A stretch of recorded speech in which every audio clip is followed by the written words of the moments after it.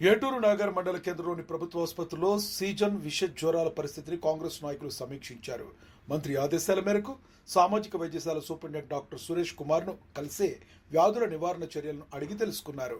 ప్రజలందరికీ సమయానికి అనుగుణంగా టెస్టులు నిర్వహించి సరైన చికిత్స అందించాలని కాంగ్రెస్ మండల అధ్యక్షులు చిటమట రఘు సూచించారు.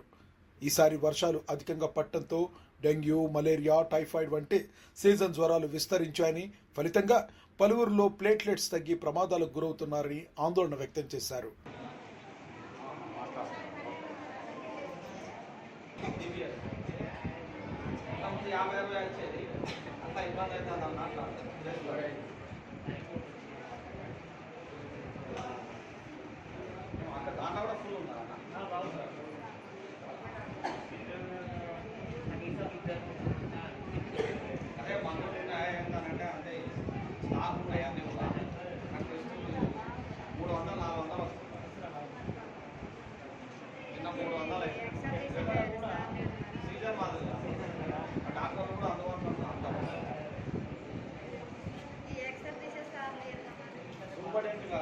పిలిపించుకున్నాడంట ఎన్ని వస్తానే ఏంటంటే అవి ఇంపార్టెంట్ కదా పంపిస్తాడు తమ్ముడు. అదే ఫోన్ చేస్తే ఒక్కడే ఉన్నాడంటే భద్రంగా ఉన్నాడే అంట.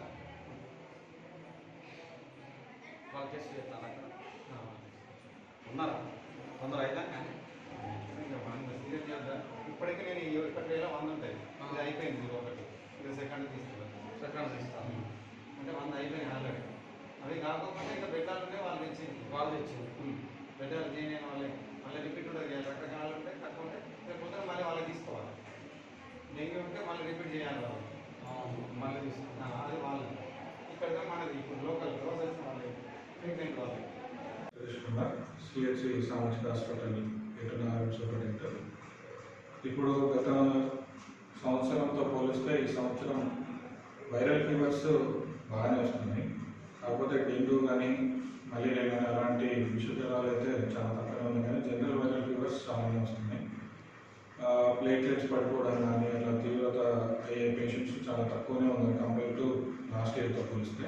కాకపోతే జనరల్ వైరల్ ఫీవర్స్ చాలానే వస్తున్నాయి. ఫీవర్స్కి సంబంధించిన అన్ని టెస్టులు కలెక్టర్ గారి సహకారంతో అన్ని అందుబాటులోనే ఉన్నాయి మన దగ్గర. సిబిపి కానీ, డెంగ్యూ కానీ, మలేరియా టెస్ట్ కానీ, వైరల్ టెస్ట్ కానీ అన్నీ అందుబాటులోనే ఉన్నాయి. నిన్న ఒక్కరోజే సిబిపి 300 టెస్టులు చేయడం జరిగింది. కాబట్టి అది కూడా సిస్టమే కాబట్టి ఓవర్లోడ్ అయినప్పుడు కొన్ని హ్యాంగ్ అవ్వడము, దాన్ని మళ్ళీ రిఫ్రెష్ చేసి మళ్ళీ సెట్ చేయడం అనేది సహజమే. అట్లా హ్యాంగ్ అయ్యింటే తప్ప టెస్టులు లేకపోవడం, టెస్ట్ జరగకపోవడం అనేది లేదు.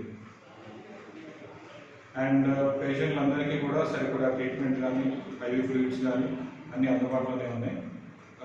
ఏ కొత్త లేకుండా పేషెంట్స్ అందరికీ కూడా సేవ్ చేయడానికి రెడీగా ఉంది.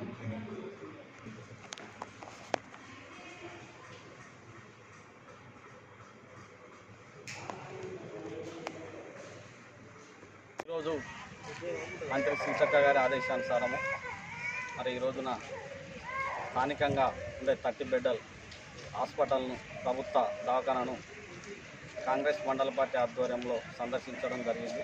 అదేవిధంగా ఈరోజు సూపరింటెండెంట్ గారిని హాస్పిటల్లో కలిసి మరి ఇక్కడ ప్రజలకు, పేషెంట్లకు సరైన మందులు ఉన్నాయా, డాక్టర్లు అందుబాటులో ఉన్నారా, మరి అందరూ కూడా నర్సులు, సిస్టర్స్, అదేవిధంగా సీపర్స్ కూడా అందుబాటులో ఉన్నారని తెలుసుకోవడం జరిగింది.